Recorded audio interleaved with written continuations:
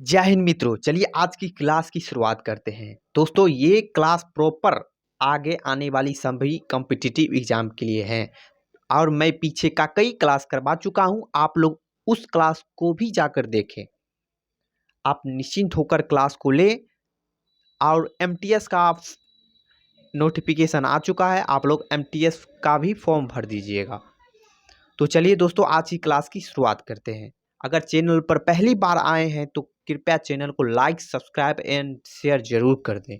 तो चलिए दोस्तों आज की क्लास की शुरुआत करते हैं।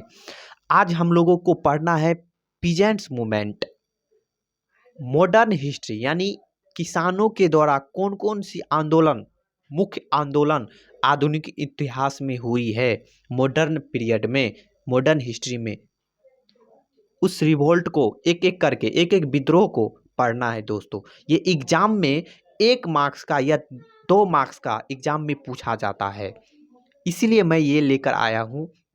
अभी मैं मॉडर्न हिस्ट्री करवा रहा हूँ। आप लोग पीछे का क्लास देखें तो आप लोगों के लिए ये क्लास हेल्पफुल है। तो चलिए क्लास की शुरुआत करते हैं। तो पहला रिवोल्ट पढ़ना है हम लोगों का, फर्स्ट रिवोल्ट इंडिगो रिवोल्ट, जिसे नील क्रांति भी कहते हैं। उसके बाद पढ़ना है दोस्तों पवना रिवोल्ट। उसके बाद पढ़ना है दक्कन विद्रोह। उसके बाद पढ़ना है चंपारण सत्याग्रह, मोपला रिवोल्ट, बारदोली रिवोल्ट, खेरा सत्याग्रह। ये सभी रिवोल्ट पढ़ना है। तो आप देख सकते हैं कि कौन सी रिवोल्ट किस टाइम में हुआ है, ये भी है। अब मैं एक एक करके सभी रिवोल्ट को पढ़ाता हूं। तो चलिए दोस्तों अब मैं अपना स्लाइड ले लेता हूं।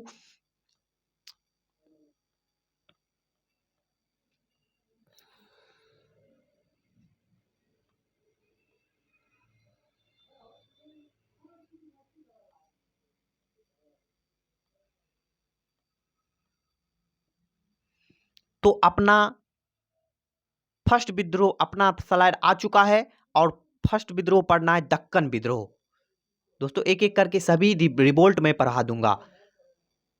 दक्कन विद्रोह, दक्कन के किसान विद्रोह क्यों हुआ था और दक्कन विद्रोह कैसे हुआ था और क्या कारण था, सभी पढ़ना है। दक्कन के किसान विद्रोह मुख्य रूप से मारवाड़ी, मारवाड़ी होते हैं ना, मारवाड़ी, गुजराती और साहूकारों की जातियों के खिलाफ निर्देशित किया गया था।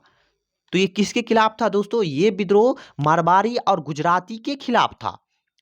रैयतबारी, इस विद्रोह में और क्या होता है दोस्तों? रैयतबारी व्यवस्था के तहत दंगों को भारी कराधान का सामना करना पड़ा था। 1867 में भू राजस्व में 50% की वृद्धि की गई थी। कितनी प्रतिशत की वृद्धि की गई थी? 50% की वृद्धि की गई थी। सामाजिक बहिष्कार, 1874 में दंगों ने साहूकारों के खिलाफ एक सामाजिक बहिष्कार आंदोलन का आयोजन किया 1874 में दोस्तों। तो याद रखिएगा दक्कन रिवोल्ट कब हुआ था? 1875 में। और करीब अप्रोक्स 1 सालों तक ये रिवोल्ट चलता है। 1874 में सामाजिक बहिष्कार किया जाता है आंदोलन का। चलिए, उन्होंने साहूकारों की दुकानों से खरीदने और खेतों में खेती करने से इनकार कर दिया। किसानों ने क्या किया? साहूकारों से खेती करने, साहूकारों के खेत में खेती करने से किसानों ने क्या कर दिया? इनकार कर दिया कि भैया हम लोग आपके खेत में काम नहीं करेंगे। नाइयों, धोबी, नाइयों, पेन चेंज कर लेता हूं।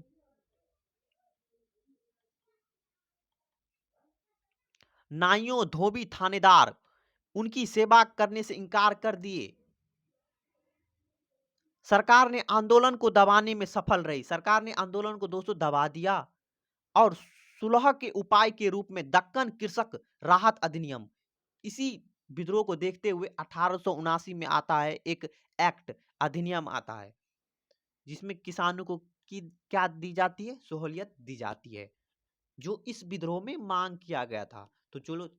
तो चलिए दोस्तों अपना नेक्स्ट स्लाइड ले लेते हैं।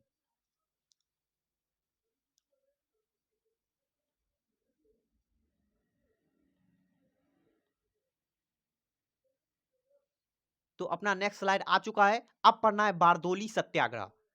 जो बारदोली सत्याग्रह कब हुआ था? 1928 में हुआ था।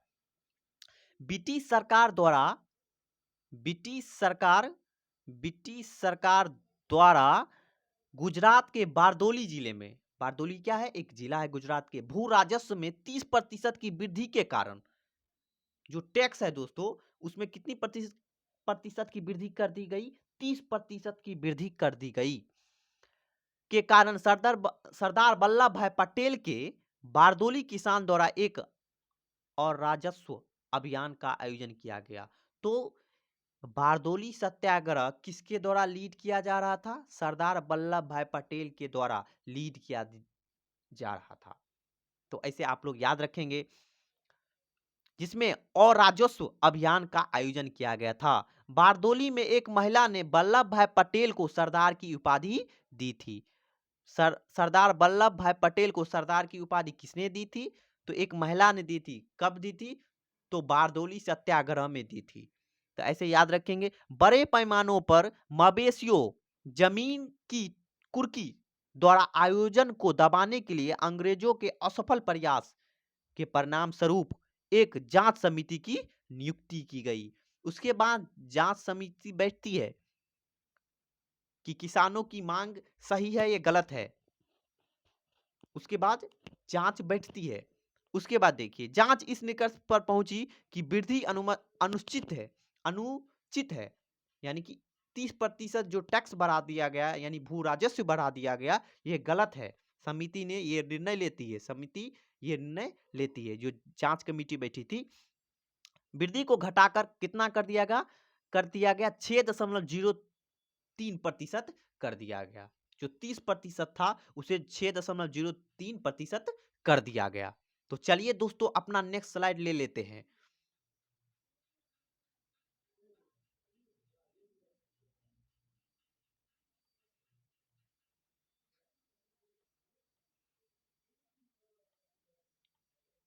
तो अपना नेक्स्ट स्लाइड आ चुका है। यह है पवना मूवमेंट, यानी पवना विद्रोह। पवना विद्रोह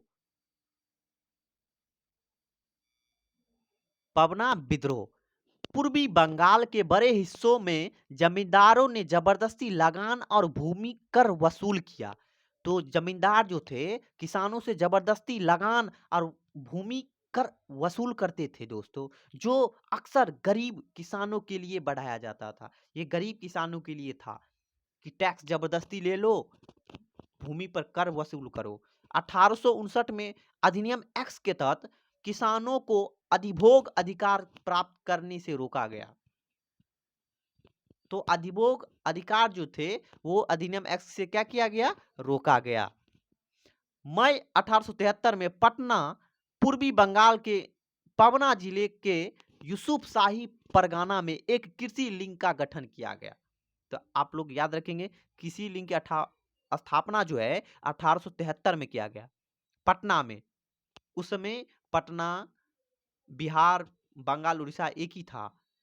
तो अभी के पटना यानी उस समय के पूर्वी बंगाल, पवना जिले के यूसुफ शाही परगना में कृषि लिंग की स्थापना किया गया था। यह असंतोष 1885 तक जारी रहा, जब सरकार ने 1885 के बंगाल काश्तकारी अधिनियम द्वारा अधिभोग अधिकारी वृद्धि की। यानी 1885 में क्या कर दिया सरकार ने? बंगाल काश्तकारी अधिनियम द्वारा अधिभोग क्या कर दी? उसको और वृद्धि कर दिया। इस संघर्ष को बंकिम चंद्र चटर्जी, आरती दत्त और इंडियन एसोसिएशन सुरेंद्रनाथ बनर्जी के अधीन थे। तो आई होप कि ये समझ में आ गया होगा। पवना विद्रोह, ये सभी जितने भी पढ़ रहे हैं, ये सभी किसान विद्रोह हैं, यानी पीजेंट्स मूवमेंट्स, किसानों के द्वारा आंदोलन, रिवोल्ट।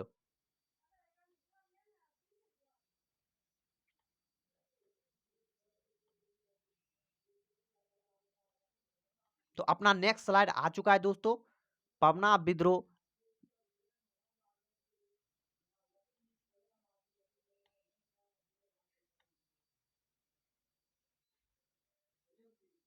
तो चलिए दोस्तों, आज की क्लास समाप्त होती है। कृपया चैनल को लाइक, सब्सक्राइब एंड शेयर जरूर कर दें।